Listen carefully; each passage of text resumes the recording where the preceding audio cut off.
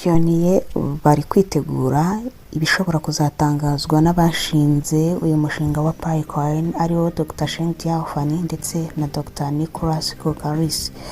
Hari kwitegurwa inama ikomeye cyane ku isi igaruka ku bijyanye n'imikoreshereze ya crypto ndetse n'ikoranabuhanga muri rusange, byose bishingiye kuri blockchain. Uyu munsi reka tubirebere hamwe cyane ko babigaruye muri dashboard zacu aho tumayiningira PiCoin.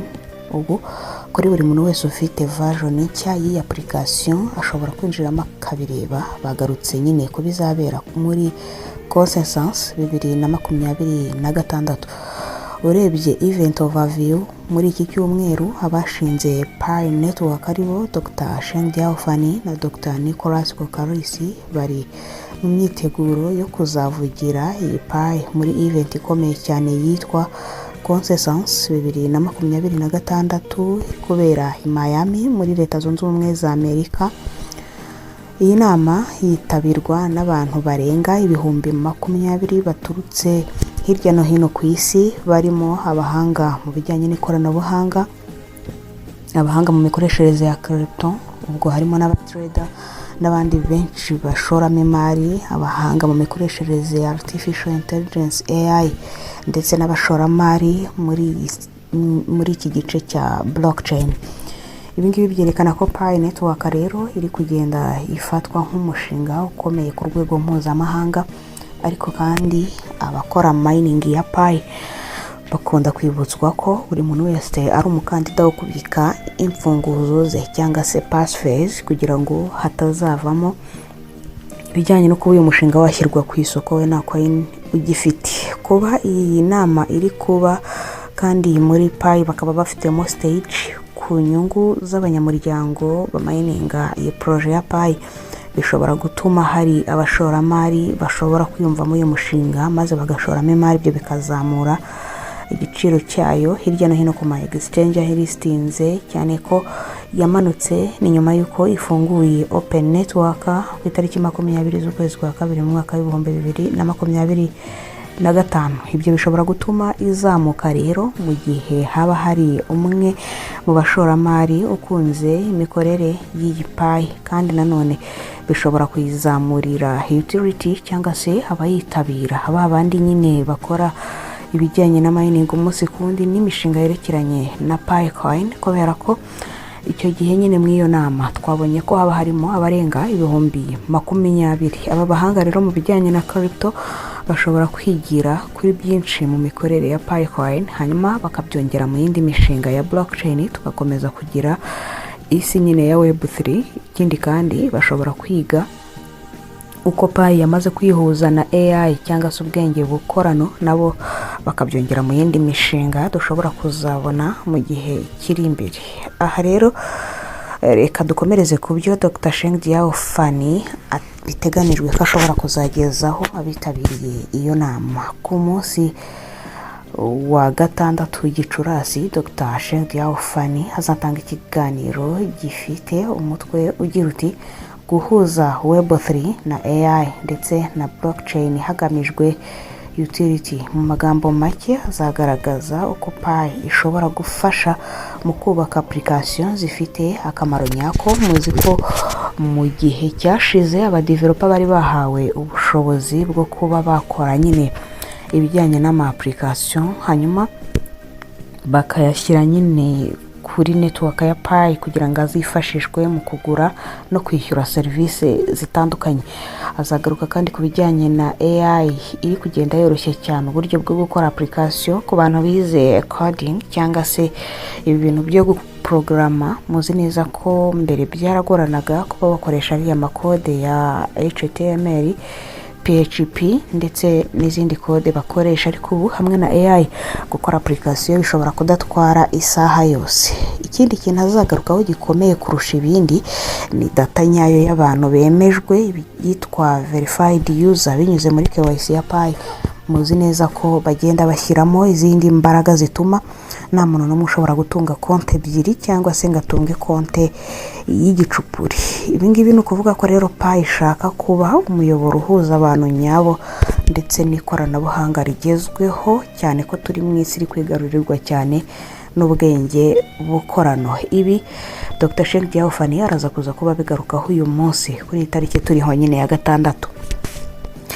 Dr Nicholas Kokarisi azagaruka ku bijyanye n'imikoreshereze nyine ya AI nawe, ariko ku kindi gice ni ku itariki ya 7 Gicurasi rero, ubwo Dr Sheng Diaofani azajya kuri pano agiye gusobanura cyangwa se discussion ibifite umutwe ugiye uti uko wagaragaza ko uri umuntu nyakuri mu isi yuzuyemo ubwenge bukorano. Uyu munsi AI ishobora gukora ibijyanye na fake account, bot zisa n'abantu ndetse na profile zitandukanye n'izimimbano. No kuvuga ngo hifashishijwe ubwenge bukorano bashobora gukora konti itari ya nyayo, kandi robo zishobora gukora konti nyine zisa neza abantu ndetse na profile kabimeze neza nk'umuntu ashobora gukora. Ariko ibyo byose Dr Sheng Diaofani abisimbuza ibyitwa liveness checklist ndetse kandi akabisimbuza na KYC.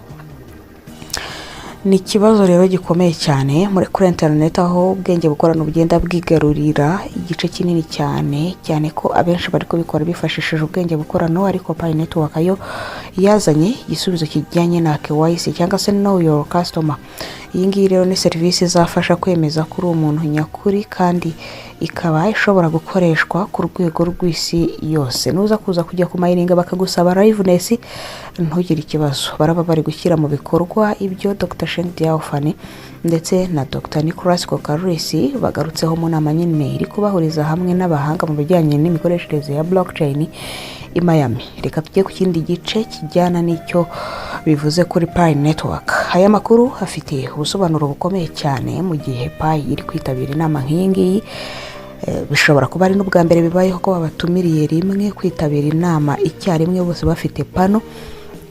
Pi ntabwo ari coin gusa rero y'ubucuruzi, ni ecosystem iri kubaka future ya Web3 ndetse na AI. Ifite uburyo bwo kwemeza abantu nyawe cyitwa identity verification mu buryo bukomeye, kandi bikaba bitarimo amanyanga. Ibi rero bishobora gutuma Pi ikoreshwa mu bijyanye na e-commerce, guhaha nyine ukoresheje uburyo bw'iyakure cyangwa se gushopingira online, ndetse bikaba bishobora kudufasha ku kijyanye na AI platforms. Za application zose zubatswe hashingiye kuri AI zigatangira gukoreshwa, ndetse na online services zitandukanye zigatangira gutangwa nk'ibisanzwe hatabayeho kuba hazamo gucekinga ibindi bintu byinshi.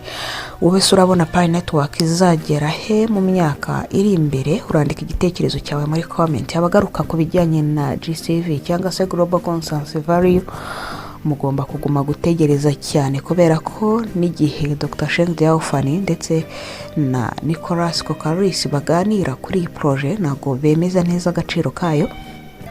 Ubwo ni kugeza igihe izafungurira open mainnet, hanyuma igatangira gukoreshwa n'abantu batandukanye hirya no hino. Nubwo tugaruka kuri ibi ngibi, abanyamuryango ba Pi bemeza ko atari inama ya mbere abashinze iyi projet bitabiriye, ahubwo ko nta musaruro bajya babona muri izo nama. Nawe niko bibona, cyangwa se uyu munsi kuba bagiye ari babiri bose icyarimwe bafite pano bishobora kuza kugira umusaruro bisiga? Uraza gukomeza uganire natwe mu bitekerezo byawe binyujije muri comment box, hanyuma twungurane ubumenyi. Ikindi kandi nshobora kugarukaho ni cyuko buri muntu wese wumva ko ashobora kuba atizeye umutekano wa Pi, ni byiza ko wahindura wallet, hanyuma ugategereza ko izindi coin zawe bazazohereza nyine kuri ya wallet wumva ko iri secure cyangwa se yizewe. Niba wakunze iki kiganiro uraza gukanda subscribe, hanyuma ushyireho like kuri iyi video, usangize bagenzi bawe b'abapiyoniye.